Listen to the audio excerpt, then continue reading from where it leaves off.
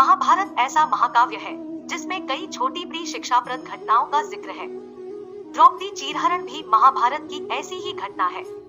द्रौपदी पांचाल देश की राजकुमारी थी और उसका विवाह अर्जुन से हुआ था।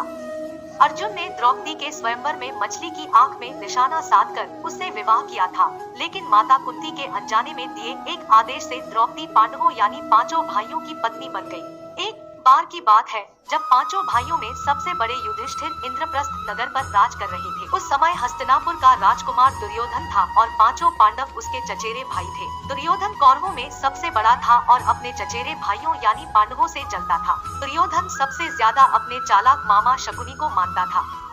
शकुनी ने दुर्योधन को सलाह दी कि वो पांडवों को जुआ खेलने के लिए आमंत्रित करे।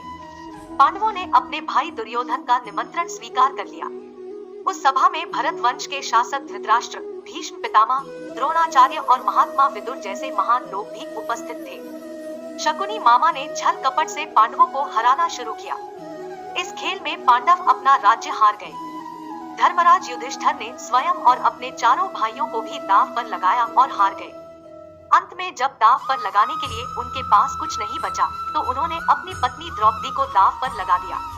दुर्योधन तो जैसे इसी पल का इंतजार कर रहा था। शकुनी मामा की मदद से उसने जुए में द्रौपदी को भी जीत लिया। द्रौपदी को जीतने के बाद दुर्योधन ने अपने भाई दुशासन को आदेश दिया कि वो द्रौपदी को भरी सभा में बांध पकड़कर और घसीटते हुए लेकर आए। भाई से आज्ञा मिलते ही दुशासन द्रौपदी के कक्ष में गया और उसे सभा में चलने को कहा।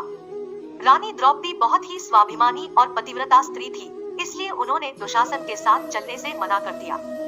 दुशासन ने गुस्से में आकर द्रौपदी के बाल पकड़ लिए और उसे खींचते हुए भरी सभा में लाकर खड़ा कर दिया। दुर्योधन ने दुशासन को आज्ञा दी कि वो द्रौपदी को भरी सभा में निर्वस्त्र कर दे। दुशासन ने जैसे ही द्रौपदी के वस्त्र को हाथ लगाया, द्रौपदी ने श्री कृष्ण को मदद के लिए पुकारा। श्री कृष्ण अपने भक्तों को कभी नाराज नहीं करते।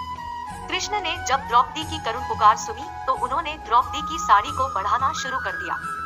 दुशासन द्रौपदी का चीर खींचता रहा, लेकिन वो जितना खींचता वस्त्र उतना बढ़ता जाता। अंत में दुशासन थककर हार गया, किंतु द्रौपदी का वस्त्र हरण नहीं कर सका।